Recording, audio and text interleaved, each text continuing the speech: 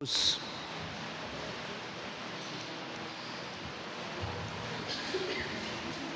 Evangelho de Marcos, capítulo 3.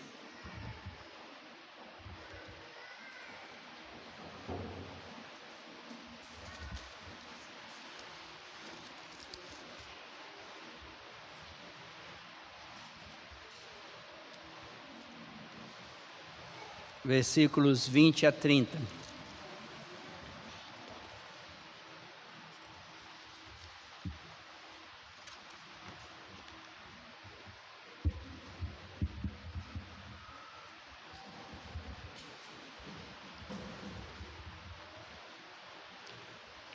Marcos 3, a partir do versículo 20. Mantenha sua Bíblia aberta e depois nós lemos, nós vamos orar, pedindo ao Senhor que fale ao nosso coração. Então ele foi para casa. Não obstante, a multidão afluiu de novo, de tal modo que nem podiam comer. E quando os parentes de Jesus ouviram isso, saíram para o prender, porque diziam: está fora de si.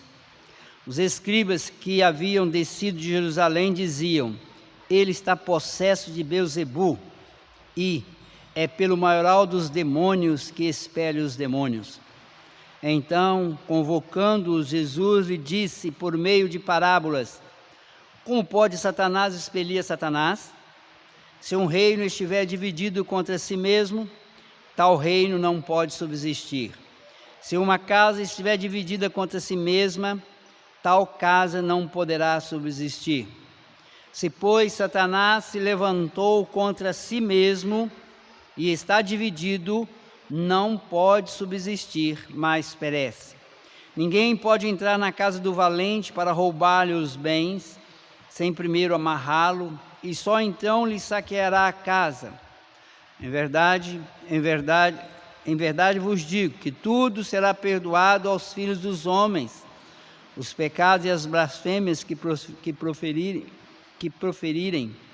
Mas aquele que blasfemar contra o Espírito Santo não tem perdão para sempre, visto que é réu de pecado eterno. Isso porque diziam: está possesso de um espírito imundo. Vamos orar. Pai amado, nós estamos diante da Tua palavra santa, verdadeira, que pode esclarecer, ó Deus, ao nosso coração, tudo que precisamos sobre o Senhor. E te pedimos, ó Deus, que o Senhor, na Tua infinita graça e misericórdia, esteja, através do Teu Espírito, iluminando os nossos olhos, abrindo o nosso coração e aplicando a Tua palavra à nossa vida, para que possamos realmente viver conforme a Tua vontade. Que nós saiamos daqui, ó Deus, edificados para a glória do Teu nome. Nós te pedimos, ó Deus, agradecidos, porque sabemos que o Senhor vai nos ajudar. E nós oramos, ó Deus, no nome santo do Senhor Jesus. Amém. Meus irmãos, a oposição a Jesus continua. Assim como nós vimos nos textos anteriores, agora ele está em casa, provavelmente em Cafarnaum, e mais uma vez a multidão está ali presente, juntamente com ela os fariseus com os escribas, e todo mundo apertando ao ponto de, conforme diz o texto, eles não podiam nem mesmo comer. Tamanha era a pressão popular em cima de busca de milagres, de libertação e de tantas coisas mais que eles iam atrás de Jesus. E agora eles entram no maior e talvez o mais difícil confronto. Quando os escribas vieram de Jerusalém, o texto diz isso, que eles vieram, e o foco da atenção deles era o poder que agia em Jesus. Jesus já tinha feito sinais, já tinha feito milagres, e estava fazendo as multidões em cima, e eles queriam agora, estavam preocupados em saber de onde vinha o poder que agia em Jesus. O centro do questionamento é o poder que age em Jesus. Eu sei que esse texto ele é muito confuso para alguns, ele traz dúvidas e para alguns traz até um certo receio, porque trata-se do único pecado que não tem perdão. Todos os pecados que você comete foram levados na cruz do Calvário, que você já cometeu, que você ainda há de cometer, e que você vai lembrar de alguns, porque o Espírito vai te mostrar, mas de todos que você comete, segundo o texto, tem um que não tem perdão, que é a blasfêmia contra o Espírito Santo. A questão, meus irmãos, não era aqui a humanidade de Jesus, pois eles viam Jesus, eles sabiam quem era Jesus, eles conheciam, eles sabiam que ele era filho de José, que ele era filho de Maria, que ele era o carpinteiro, eles sabiam que ele era humano. É importante vocês entenderem isso, eles sabiam que Jesus era humano, porque eles viram ele crescer. Eles viram ele andando, eles viram ele vivendo, eles viram ele comendo. Então eles sabiam que estavam lidando com um homem. Só que esse homem fazia determinadas coisas que aconteciam através desse homem, que fazia com que dele saía poder. Ele tinha um poder sobrenatural. E isso incomodava os fariseus e os escribas. Eles foram atrás de Jesus. Meus irmãos, nós estamos aqui diante de um tema, diante de uma discussão teológica muito séria, porque nós estamos diante de um texto que mostra um Jesus homem, 100% homem, e um Jesus Deus, 100% Deus. Aí você daí sentado pode dizer assim: Jesus ele curava pelo seu poder de Jesus, da segunda pessoa da Trindade. Jesus era Deus, então o milagre que ele fazia, a ressurreição de Lázaro, toda a multiplicação dos pães, a transformação da água em vinho, Jesus fez isso com o seu poder de Jesus. Meus irmãos, preste atenção no texto, preste bastante atenção no texto, e nós vamos ver algumas coisas nesse texto que são muito sérias e que nós precisamos de entender. Primeiro, que você pega aí no versículo 20 e 21, ele vai mostrar a dificuldade provocada pela multidão. A multidão mais uma vez pressiona, e o texto diz que eles nem podiam comer. Então aqui você já entende que Jesus era um homem, porque tinha que comer. Então, se está dizendo que eles não tinham como comer, eles estão dizendo que Jesus comia. Então, aqui está um homem. O versículo 21 diz que até os seus parentes, aqui nós temos um problema aqui nesse texto. A palavra parentes aqui significa pessoas próximas. A tradução para o português veio como parente, mas aqui necessariamente não está dizendo que é Maria, Tiago ou Judas, irmão de Jesus, ou um tio, não, é alguém muito próximo dele, de onde ele foi criado, de onde ele viveu. Essas pessoas próximas, olha o que eles dizem: ouviram, saíram para o prender, porque diziam, está fora de si. Ele não é assim. Ele é um sujeito tranquilo, ele é um homem tranquilo, ele é um homem trabalhador, ele é um homem fiel, ele é um homem diferente, mas ele está fora de si. Ele está fazendo coisas que não é normal. Ele ficou doido. Precisa prender ele, porque ele está doido. Esse é o ponto de vista daqueles que eram próximos dele. Ele não está normal. Ele está fora de si. Mas aí o texto seguinte, que vai do versículo 23 até o versículo 27, ele vai tratar com os fariseus. O 22, né, que os escribas vinculam o poder. Olha, presta atenção no 22. Olha aí na sua Bíblia.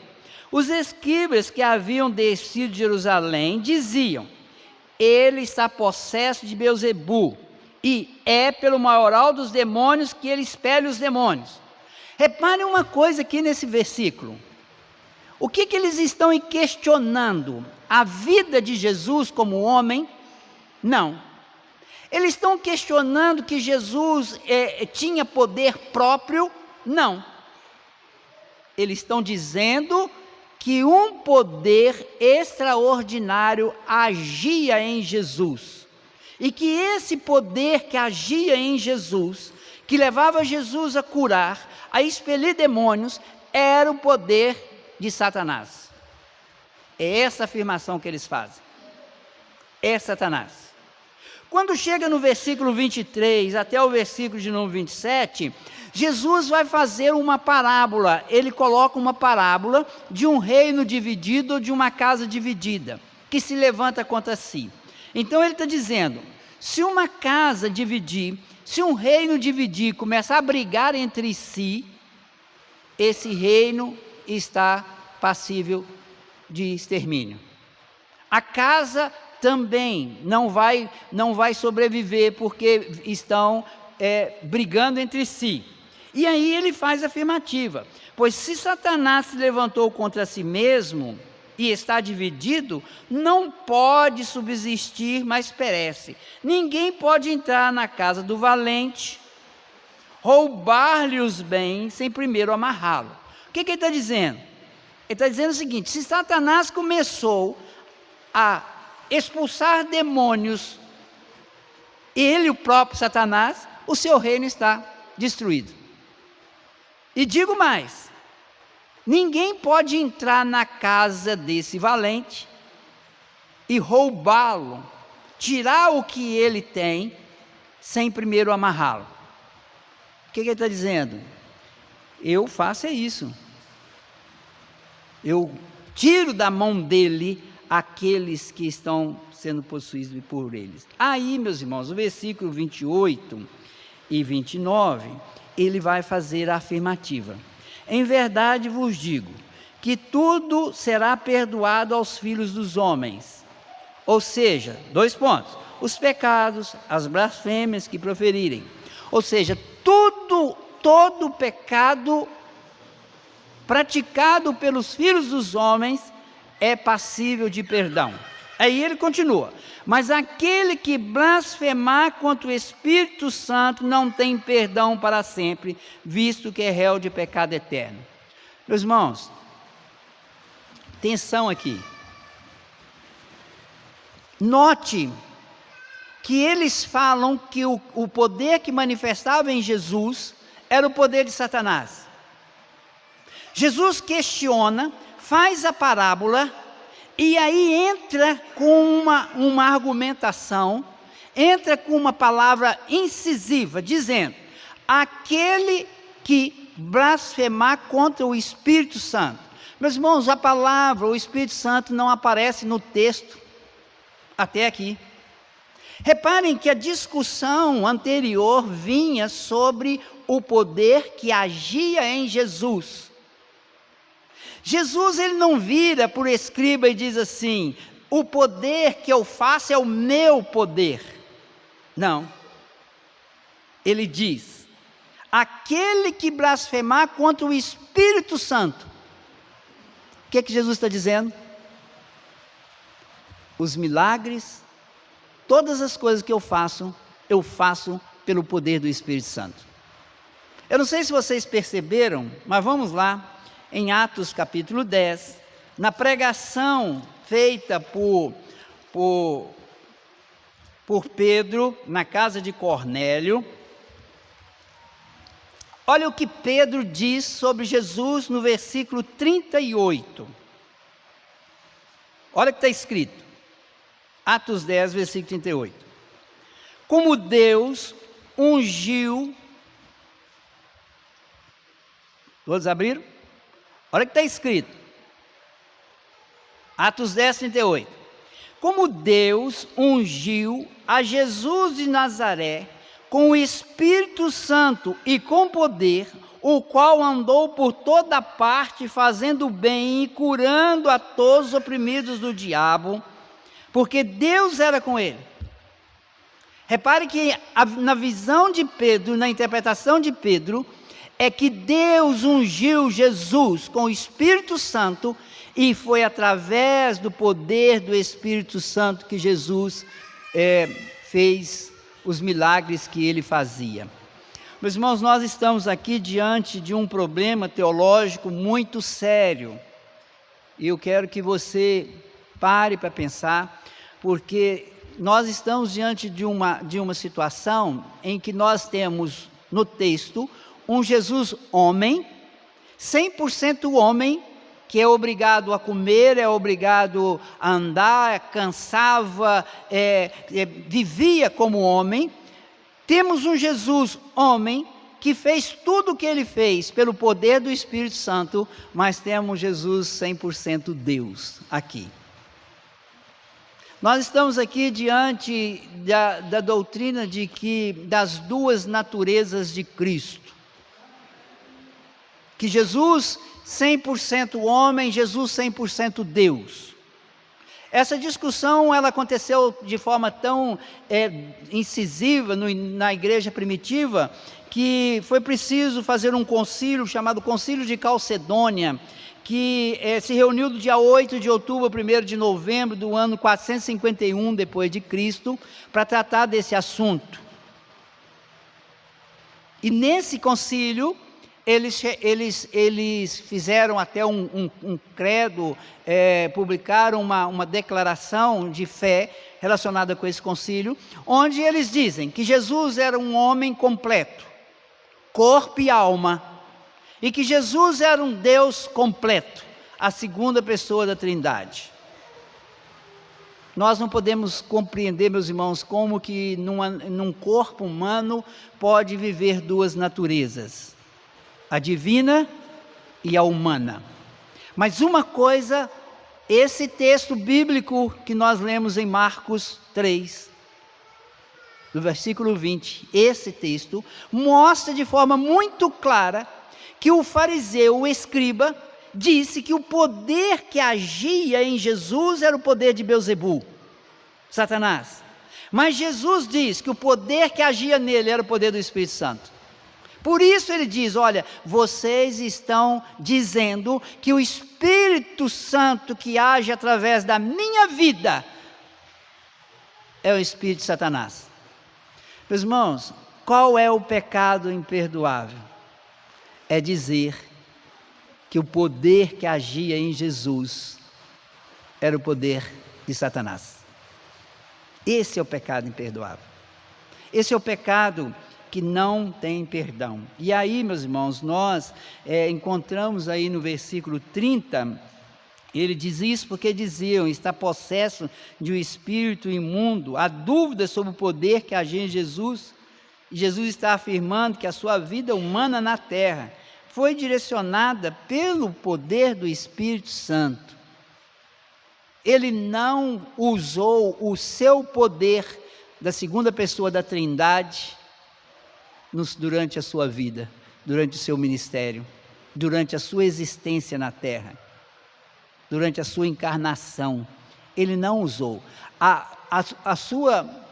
Desde o seu nascimento, desde o momento que ele é gerado no ventre de Maria, foi por obra do Espírito Santo. Tudo na vida de Jesus foi dirigido por obra do Espírito Santo. Ele era um homem guiado pelo Espírito Santo. Ele foi ungido no seu batismo, para o início do seu ministério, de forma espetacular, para que ele tivesse plenitude de Espírito e ele fizesse toda a obra que ele tinha que fazer na terra. E aí, meus irmãos, nós precisamos de ver algumas coisas aqui nesse texto sobre Deus. Primeiro, que Jesus possui essas duas naturezas, divina e humana. Por que ele tem que possuir as duas naturezas, divina e humana? porque os nossos pecados só poderiam ser punidos em um homem, porque foi o homem que pecou. E só um Jesus Deus é que poderia agradar o Pai. E ele não pecou durante a sua vida, não é porque ele era a segunda pessoa da Trindade, mas ele era dirigido pelo Espírito Santo. E por isso, também, ele não podia pecar, porque ele era a segunda pessoa da Trindade, e Deus não peca. Então, meus irmãos, esse texto também nos mostra que a participação ativa do Espírito Santo no ministério e na vida de Jesus. E repare uma coisa, que ele, quando ele vai perto da sua morte, já lá em João capítulo 14, capítulo 16, ele vai dizer: eu vou e enviarei o Espírito Santo para estar convosco todos os dias das vossas vidas. Todos os dias da nossa vida, nós como cristãos, nós temos o Espírito Santo no nosso coração. E aqui nós precisamos de entender que o Espírito Santo é Deus. O Espírito Santo é Deus, e a blasfêmia contra Ele. Interessante, né? Você pode blasfemar contra o Pai, você pode blasfemar contra o Filho, mas não pode blasfemar contra o Espírito. É muito interessante. Às vezes nós esquecemos que nós lidamos com o Espírito Santo e que Ele é Deus. Que os nossos pecados fazem com que a gente às vezes entristeça o Espírito. E o texto nos mostra mais uma vez aquilo que a gente sempre diz. Pessoas que criam, pessoas que aceitavam que Jesus era o Cristo, que Ele havia de vir, que realmente era aquele que levaria os pecados, mas outros que vinham dizer, não, ele é um possesso, porque o cara que faz um negócio desse só pode ser pelo poder de Satanás. Foi isso que o escriba disse, e isso leva aqueles homens a não conversão. E aí nós precisamos de ver isso, porque nós temos pessoas que não aceitam de forma nenhuma que Jesus é Deus, que Jesus é quem Ele é e que Ele foi pelo que Ele fez, e nós ainda encontramos hoje pessoas assim. O que esse texto tem para que a gente possa colocar em prática na nossa vida? Primeiro, nós temos que viver consciente que nunca cometemos esse pecado. Nunca? Mas, irmão, se você tem medo ou receio de um dia ter cometido esse pecado, eu quero dizer uma coisa: você não cometeu. Eu vou te afirmar isso: você não cometeu esse pecado. Por quê? Porque quem comete esse pecado não tem uma obra do Espírito no seu coração e não tem temor de Deus nenhum. Se você tem um mínimo temor de Deus, se você sente no seu coração que você é pecador, você não cometeu esse pecado. E aqui eu quero deixar de forma bem clara que você tem que viver sem medo. Não precisa ter medo de ter cometido esse pecado, porque você não cometeu. Porque os que cometem esse pecado, eles não são movidos pelo Espírito para buscar perdão no Senhor. Primeira característica: se essa pessoa cometeu esse pecado, se alguém cometeu esse pecado, essa pessoa que cometeu, ela não busca o Senhor para ter perdão. Por quê? Porque o homem, para buscar o perdão de Deus, ele precisa da ação sobrenatural do Espírito no seu coração. Ele tem que estar com o Espírito Santo no seu coração. Então, se ele cometeu o pecado da blasfêmia contra o Espírito, é impossível o Espírito estar nele, porque não tem perdão. Então, aqueles que se achegam a Deus, aqueles que buscam o Senhor, aqueles que nasceram de novo, aqueles que foram escolhidos por Deus, de forma alguma cometem o pecado da blasfêmia do Espírito. Uma outra questão que nós precisamos de saber: hoje nós temos uma discussão muito séria, porque às vezes algumas pessoas, em nome do Espírito Santo, fazem algumas coisas e dizem assim: não, é o Espírito Santo que habita em mim. Aí você vê aquilo e fica: será? Será? Está meio esquisito. Meus irmãos, a dúvida que você pode ter através de um ato, alguma coisa que você viu, não significa que você está blasfemando contra o Espírito. Você simplesmente ou precisa ter mais fé, ou você está certo em dizer que aquilo é complicado.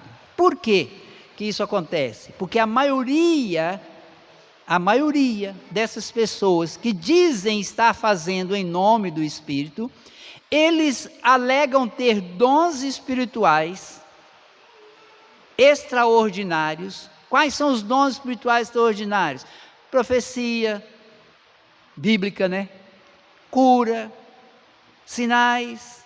Meus irmãos, esses dons extraordinários, eles terminaram com os apóstolos. Jesus pode curar? Pode e cura. Através de quê? Das nossas orações, ou até sem elas. Mas quando você ora e alguém é curado, isso não é dom. Isso é uma promessa que o Senhor fez para a sua igreja. E que você deve fazer isso, você deve orar pelos enfermos, você deve orar por aqueles que estão afligidos, você deve... eu orei, o fulano lá foi liberto de uma opressão demoníaca. Isso não é dom, isso é resposta de oração. Então nós às vezes confundimos alguma ação de Deus na vida da igreja, como se isso fosse dons. E aí quando alguém diz assim: não, mas eu tenho um dom do Espírito Santo, você está duvidando do Espírito Santo, isso é blasfêmia. Não tem nada a ver, meus irmãos. Não é isso que está no texto, não. O que está no texto é que os escribas chegaram e disseram: o poder que age em Jesus é o poder de Satanás. Você não está dizendo isso para ninguém. Que dia que você disse que o poder que age em Jesus é o poder de Satanás? Se você falou isso de forma sensata, não que sem sensatez, né? Mas de forma bem clara, sabendo o que estava falando, e essa é a sua posição. Nenhum de nós, meus irmãos, nenhum de nós fez isso e fará isso, porque nós sabemos que quem habita em nós é o Espírito Santo, é Ele que nos move, é Ele que nos leva à adoração, é Ele que nos leva ao Senhor. Então esse texto, ele tem que também nos levar a fazer uma coisa que nós não fazemos muito, é orar ao Espírito Santo. Nós oramos muito ao Pai, oramos ao Filho, e às vezes não oramos ao Espírito Santo, pedindo ao Espírito Santo que nos ilumine, pedindo ao Espírito Santo que nos guie, que nos oriente, que enche o nosso coração de alegria, pedindo ao Espírito Santo que faça com que nós estejamos cada vez mais firmes na palavra dEle, porque a palavra é a espada dEle. Nós vimos isso lá em Efésios. A palavra é a espada do Espírito. É através da palavra que Ele fala ao nosso coração. É através da palavra que Ele nos dá fé. E nós precisamos de pedir isso. Infelizmente, nós temos uma pouca prática em orar, pedindo ao Espírito Santo que fale conosco, porque Ele habita em nós. Aí o que nós fazemos às vezes? Entristecemos o Espírito, apagamos o Espírito. E aqui o apagar o Espírito não é você ter mais força do que o Espírito Santo, mas é que ele fala e você não ouve, aí entra aquela luta, até o momento em que Deus é necessário que o Pai te repreenda, te discipline, para que você volte realmente ao caminho do Senhor. Então ter dúvidas com relação a dons é lícito, pois os dons extraordinários já cessaram. Você duvidar de alguém que diz que tem um dom dos apóstolos, você pode duvidar à vontade, porque ele não tem não. Você não está blasfemando contra o Espírito Santo ao fazer isso. O texto não é fácil, mas eu creio que não é fácil exatamente porque as pessoas criam muitas coisas em redor do texto que não é necessário, porque o texto é muito claro. Eles simplesmente questionam o poder que agia em Jesus, e Jesus afirma que o poder que havia nele era o poder do Espírito. Aí se você se lembrar de Filipenses capítulo 2, quando Paulo vai dizer que Jesus ele se humilhou de tal maneira que abriu mão de tudo aquilo que ele tinha, ele se humilhou, não julgou com usurpação o ser igual a Deus, mas se humilha até a morte. Aquele texto mostra de forma muito clara, que Jesus não usou dos seus atributos de Deus, da segunda pessoa da Trindade na sua vida na terra. Ele venceu o pecado, ele venceu Satanás na cruz do Calvário, pelo poder do Espírito Santo. E nós precisamos de pedir ao Senhor, não que nos dê o poder do Espírito para que a gente venha fazer algo extraordinário, como muitos aí fazem. Eu quero ser cheio do Espírito para fazer isso, fazer aquilo. Meus irmãos, nós precisamos do poder do Espírito, sabe para quê? Para viver uma vida fiel com o Senhor, para viver uma vida na palavra, para testemunhar do Senhor, para ser honesto, ser fiel, honrar a Deus com os nossos bens, honrar a Deus com a nossa vida, não vivermos desejando o mundo, mas desejando o reino do Senhor. Isso que é viver no poder do Espírito. Os sinais que Jesus fez foi para provar que ele era o enviado de Deus. E Jesus nem ele mesmo valorizou tanto esses sinais, porque quando ele envia os seus discípulos e que eles voltam falando que eles expulsaram, que eles fizeram milagres, sinais, ele vai dizer: olha, não se alegrem com isso, se alegrem porque o nome de vocês estão registrados no livro da vida, se alegrem que vocês são salvos.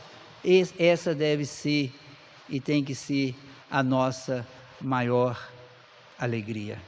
Que o Senhor nos abençoe e que nós possamos viver tranquilos e felizes, porque nós não cometemos pecado imperdoável. Se tivesse cometido, nós não estaríamos aqui. Que o Senhor nos ajude. Vamos colocar em pé e vamos orar ao Senhor.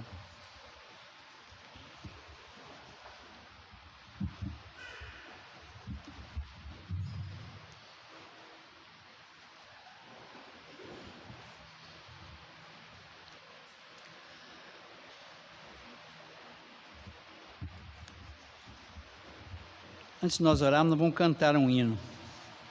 Depois nós vamos orar.